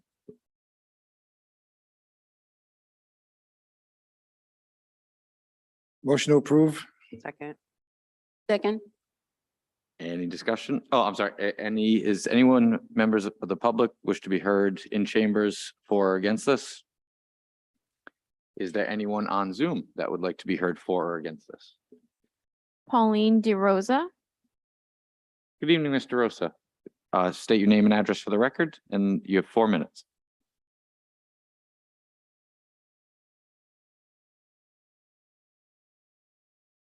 Can you hear me? Yes, we can hear you now. Thank you. I'm sorry, I'm actually going to be speaking about the third ordinance. Did you want me to wait until then? You can speak now. That's fine. Thank you. Pauline DeRosa, 97 Cypress Drive. I'd like to address ordinance number 8-220-01. Consumption of marijuana in public places. I'd like to clarify that I am not a user of marijuana and don't plan to be, at least not in the very near future. The use of marijuana was legalized in the state of Rhode Island and signed into law in May. However, the cities and towns were given the option to create their own ordinances with reference to adult use cannabis. If they did not, they would have no control over smoking on Main Street. The city of Cranston is proposing to criminalize the use of marijuana within its borders, following in the footsteps of the town of Warren and prohibiting people from engaging in illegal activity. I am in agreement in not allowing the use of cannabis in any outdoor dining location. Additionally, smoking marijuana in close proximity to any recreational facility or school should be disallowed as well. However, a person should not be punished for smoking a marijuana cigarette while walking on any public street or in so-called alleyways or in a public parking lot. You are essentially forcing a person to smoke a legal substance within the confines of their residence. In the case of apartment buildings, many landlords prohibit smoking of any kind in their rental apartments, but you are proposing that a person cannot smoke outside the building as well. I feel the city of Cranston is going to great lengths in attempting to take away the legal right of a person to smoke marijuana, and you are not acknowledging that portion of the population who depend on cannabis for medicinal purposes. And how will this ordinance be enforced? And if a person is using edibles, how is that enforced? The city of Cranston has other pressing issues.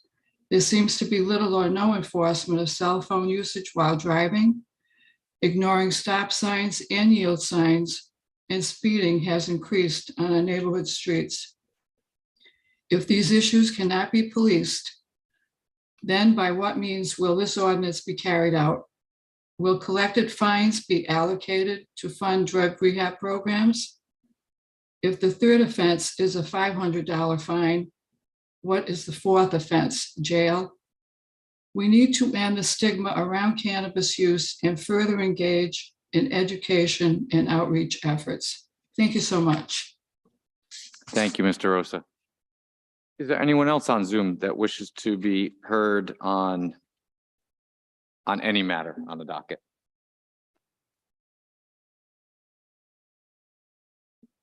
No public comment.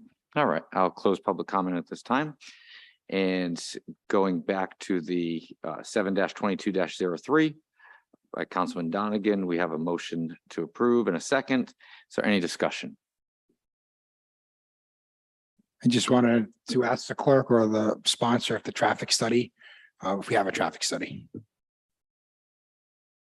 Madam Clerk, has there been a traffic study? I didn't receive anything. To the administration, to the chair.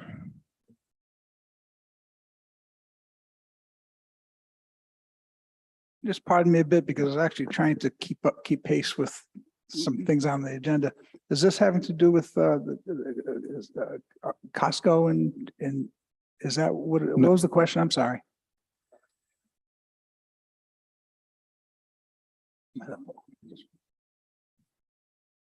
So it's these are the two streets that I guess for better, Stadium School is kind of smack dab on this block in between. Crescent Avenue runs from down Crawford and connects with Legion Way. Harmon Avenue runs from Midwood to Burnham. And the issue being that there are everything from one gentleman in particular that's on Crescent. He has sent me and posted his Ring doorbell videos of some of the poles and wires being struck by 18-wheelers and whatnot. That it just doesn't seem fitting. Those are two really narrow roads. The only concern I have, admittedly, is Falvey, who I do need to call, but I understand it might not be an issue. Yeah, I looked at the map today and I don't, Fabio Linden is a big business that's over there. I don't think they use those two streets, so I don't think that's an issue. And you know what? I thought this was for a stop sign. This is for no through trucking. I don't know if we would get a traffic engineer report for that. So my apologies for asking. I looked quick. I thought it was for another stop sign. There any further discussion? Seeing none, Madam Clerk, please take the roll. Councilman Riley, Yes. Councilwoman Mazzulli, Yes. Councilwoman Vargas, Yes. Councilwoman Jermaine. Yes. Councilman Campiano, Yes. Council President Paplaskas. Yes. Moving on to 7-22 4 sponsored by Councilman Donegan. This is motor vehicles and traffic stop intersections of Knollwood and River Farm. I will entertain a motion. Second. And Councilman Donegan, the floor is yours. Thank you. This was out of, a resident had reached out to me. Their son was involved in a low speed accident that occurred on Knollwood last year, and they requested that this be put in. I did personally knock on every door from Knollwood up to Osdale, talked with all the residents. The only responses that I received in return, and there were about 6 or 7, were all yes to the stop signs. There wasn't a single neighbor that responded that said no. In the area that I talked to, I grew up on Knollwood Avenue. It's probably, from my personal experience, arbitrarily, and from the residents, I think it's needed there. Thank you. Any discussion? Seeing none, Madam Clerk, please take the roll. Councilman Riley, Yes. Councilwoman Mazzulli, Just to, I don't know if I can say this now or not, but this is a stop sign. So I don't know if Councilman Paplaskas' point prior holds here. Are we supposed to have, I just want to make sure we're doing this properly. Are we supposed to have a traffic study or not? It's one of those things, we don't have to get, we're supposed to statutorily give the traffic engineer 2 months to do a traffic study. And when I became council president, I bumped into Mr. Mulcahy and he goes, please adhere to the 2 months. I beg you, please. So it's something that I would like to do here. I'm going to continue my 2 ordinances at the end of the docket, just to try to adhere to that. But I mean, it's still the will of the council. I don't know if the administration has talked with Mr. Mulcahy and he's okay with this stop sign, or, I mean, if he's fine with it, yeah, I mean. I think two things. The solicitor can speak to himself, but he's not so sure that the traffic study would necessarily be required in this area. Secondly, even if it was, frankly, the administration has no objection. Right, Sam, can I just vote then? Yes, thank you. Okay, yes.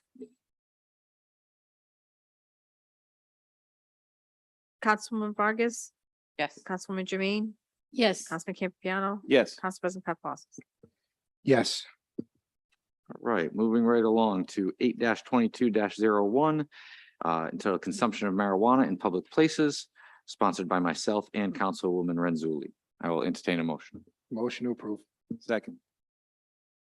And I'll just explain this briefly. We did have some public comment on this. It's well known that the state of Rhode Island has legalized recreational marijuana and now has kicked it really to the cities and towns to define their regulations, define their policy on how they're going to allow that in their communities. So this is going to be a multifaceted issue that we have to regulate the use. We have to determine planning and zoning of where these shops, if they come here, will go. The financial aspect of the state pays 3% to the hosting town, but are there any other available fees or licenses? So I actually spoke to the administration and a Victoria Scott from the governor's office. They haven't, while they passed the law, they have not finalized the actual regulations through DBR yet. So I'm waiting to hear back on that. But this first step, right now, without anything, it's basically the Wild West. Marijuana is legal, you know, you can do it anywhere. What this has been tailored after is the alcohol consumption policy in the state, in the city. So you can't just go walking around drinking a beer. You can't, you know, drink and drive, things of that nature. Similarly, there's regulations as to cigarette smoking.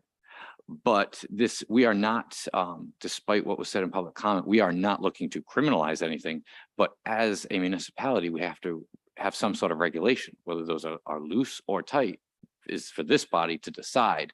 But it's an issue that has been put on our plate that we now have to put together a policy. So I think this is the first step in handling the marijuana issue, is simply defining where it can be consumed. I let the solicitor's office kind of take control of that and just basically mirror it after the alcohol policy. I'm open to any suggestions and ideas, but I think this was pretty straightforward. You know, you can't just be smoking on city streets or in parks, but I'm certainly open to suggestions on that. Councilman Papoff and Councilman Campopiano. I'd like to be added as a co-sponsor. Thank you. Any further discussion? Oh, Council President Paplaskas. Thank you, Chair. Yeah, I'd like to be added as a co-sponsor as well. And I do agree that, you know, the genie's out of the bottle, so to speak, on marijuana being legal across the state. We do need to set some kind of guidelines. I think mirroring it, just like alcohol, is fine. So I'll be in support of this tonight. Thank you. Thank you, Council President. Director? Yes, I'd like to just add to this, please, that the mayor is in total support of this, primarily because he deferred to Colonel Winquist and his opinion. And based on whatever Colonel Winquist was saying on this, the mayor was in 100% support. The Colonel would have wanted to be here this evening on this because he's very passionate about the passage of this. There's been a lot of police activity over the last 24 hours and he couldn't be here. So I don't carry the gravitas that he does, but I certainly would like to carry his message and please urge passage of this, which is basically reflecting the current laws for open containers, not much different. And he feels it's in order to control marijuana use or abuse. And the other thing too, if you consider the quality of life, just walking by in an area you could smell marijuana, to have women and children walking by the schools and to have to be exposed to that. I think it's a quality of life issue in the city of Cranston. So the mayor, and as I mentioned, most importantly, in this instance, the Colonel, please passes along his urging for passage of this, please. Thank you. Thank you, Director. Is there any further discussion? Councilwoman Vargas? What?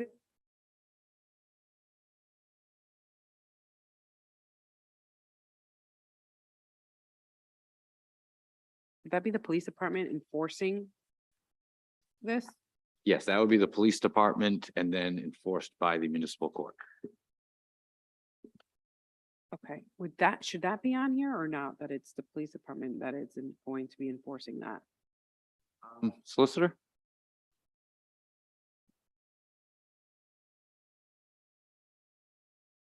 Well,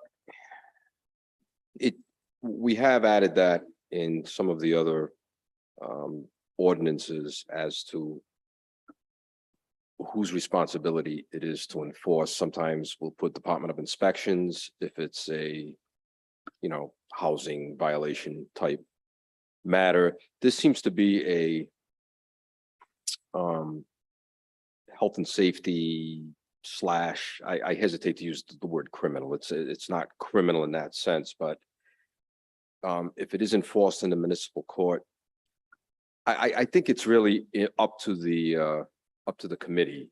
If you want to add more clarification and say that the police department is responsible for enforcing this ordinance, you can certainly do that.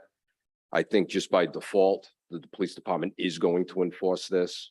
But it, like I said, it's in the discretion of the committee. It wouldn't hurt to put it in.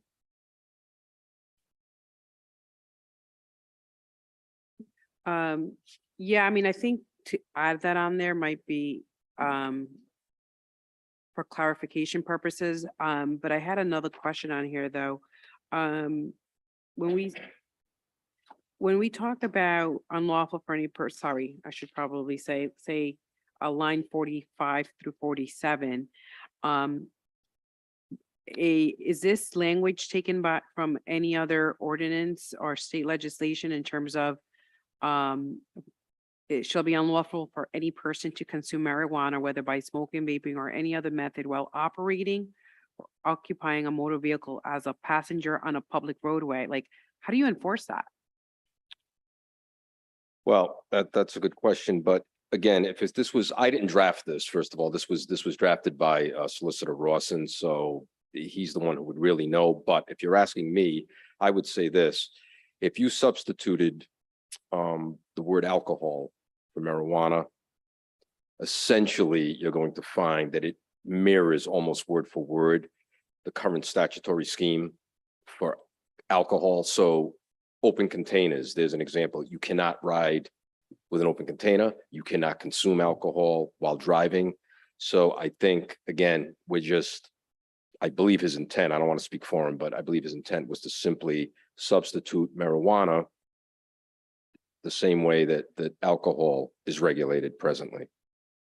So if someone's driving through the city of Cranston to get to Warwick and they're smoking, and that's their only way to get, because you're driving through the city, what happens at that point? And they happen to get stopped in Cranston. Well, now you're getting into I hate to play the no, devil's it's advocate on actually, this, you but know I want to something, make sure. it's a great question, because if a police officer, for instance, is on a fixed post, or he just happens to pull up in traffic next to a vehicle, it's pretty easy to see when someone's consuming alcohol. I mean, you're going to see Budweiser, you'll see a bottle of scotch. Now, if someone is smoking, that's a little bit different. That police officer ultimately still has to justify his actions. He would have to have probable cause that the person was violating the ordinance. How that can be done, I don't know. If it's in the summer and the windows are down and he smells it, that might provide the probable cause. Other than that, it would be difficult. Frankly, it would be very difficult. That's one of the issues with marijuana. And I think that's not only an issue for us, but I mean, the state law, and you cannot be intoxicated while driving. So that same hypothetical would more so be applicable to district court, where somebody's going to get arrested for operating under the influence. So if a police officer smells that, they're charging them with that. I don't think they're going to be too concerned with our ordinance. It could be a separate ticket that gets added on top of that, but that's going to be a criminal offense that they're going to deal with. I don't think they would have any, it wouldn't really get to the municipal level at that point. So. Okay, sorry, thank you. So someone's not allowed, and I understand obviously the point of this, and I'm all in favor of, park, athletic field, city property, within the city property. Perhaps if we don't want smoking, someone in here shouldn't smoke, and I believe they can't, and not having someone smoke marijuana, and trust me, I understand that part of it. But if someone is, I'm getting a little to the itty-gritty of it, but potentially they're vaping or smoking and they're taking out their trash and they're now on the sidewalk or putting their trash right on the thing, that's technically they're in violation of this. So if we can amend some of the language on this, and I can't vote on this today as a affirmative, as a yes.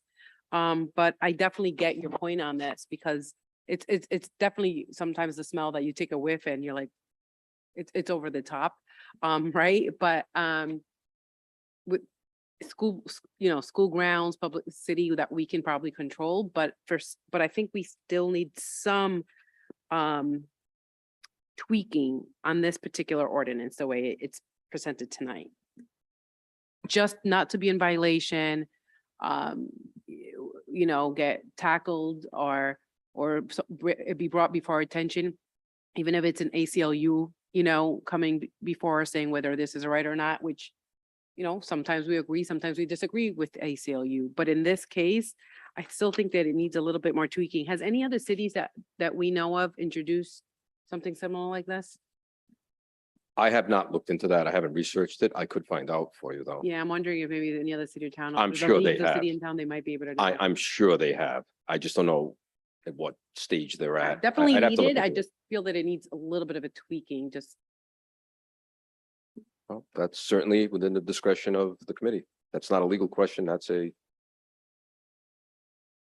So before I jump to Councilwoman Jermaine, in response to that, I would be more than open to, we can either continue this and work on it or pass it through to the full council and then everybody can work on it at the council. I would be open to the body's suggestion. Councilwoman Jermaine? Thank you, Chairman. This is a good step to make sure we our children, our people are safe, okay? But I do echo the sentiment of Councilwoman Vargas with some languages because I feel like we may go too far in private, you know, rights of those people. For example, in the definition of public place, it said public street, any public street. So what we define as public street? So that's for me is like, is that the street right in front of the city hall? Is it a public street? So if someone has a medical, because we know it's legal, someone has a medical, you know, ordinance and prescription and he's working and the person is not like you have alcohol open bottle is not the same and the person is not causing any danger to someone, right? And he's just walking by. So I feel like to prevent someone just walking by, for example, you live right across the street and you want to go or, you know, put your trash out and Councilwoman said that. So you cross the street, I think that's really extreme. Okay, so I think really put it inside, you know, indoors, in parks, like those kind of things, yes, but public street, I have a little problem with that, in sidewalks also. Councilwoman Marino? Thank you. I do think that there is a lot of merit to the idea of having further discussion in the council as a whole. I can speak for myself when I say I'm in support of the idea of prohibiting the use of marijuana in certain public spaces. Look, I don't want to smell it. I don't want my kids smelling it. So it's important, but there is some tweaking to be had. I believe in the state law, they define some of the use to differentiate between medical use and adult use cannabis being used for non-medical persons, you know, over the age of 21, et cetera. So we can put specific provisions in there. And this is definitely a topic that's going to need that kind of deep dive and specificity to get it right. So that's my 2 cents. Thanks.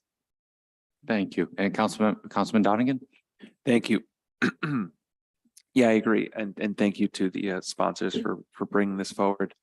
I would share some of the comments that my colleagues, you know, that all of our colleagues have made about maybe some of this. Maybe we could look at, you know, if someone wants to, you know, go for a walk and smoke a joint and, you know, should they face a penalty for walking down the sidewalk and doing that? I would say probably not, but you know, maybe they can't do that within a certain amount of footage within a school or educational facility or a playground or something, you know, something like that. That way we're still protecting some of those kind of sacred areas. But thanks for bringing it forward. I think that this is something we can all work on, and thank you to the sponsors. Thank you. And Oh, one last thing, because I don't always get a chance to say, I agree with Mayor Hopkins, but in the 2020 mayoral debate, Mayor Hopkins did say that he favors legalization, and agree with him on it, so. Council President Paplosky. We're gonna timestamp that. We're gonna save that, John. Already screen grabbing it. Hey, no, seriously, I'm in favor of this tonight. I'd love to pass it tonight.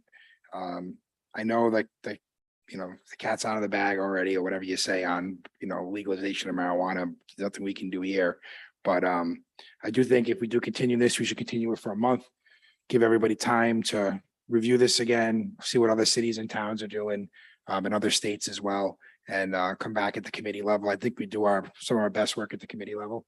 The council's more structured to just, take final action on stuff. So I think if we do continue this, we should just continue this for a month. Thank you. If we could, I would like to, I didn't make the motion to approve, but I would like to continue this. So whoever would like to, Motion to continue for a month. Second. any discussion? I see Director Moretti raising his. I'll withdraw my motion if I made one. Okay.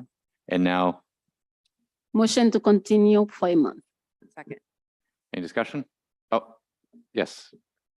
Sure, just, certainly the administration has no problem. It's your authority to do what you wish. Can certainly understand the complexity of this. Just as you go back to committee, to realize that the state did not go overnight and very quickly adopt this. There was a lot of, as you all know, there was a lot of controversy over the years.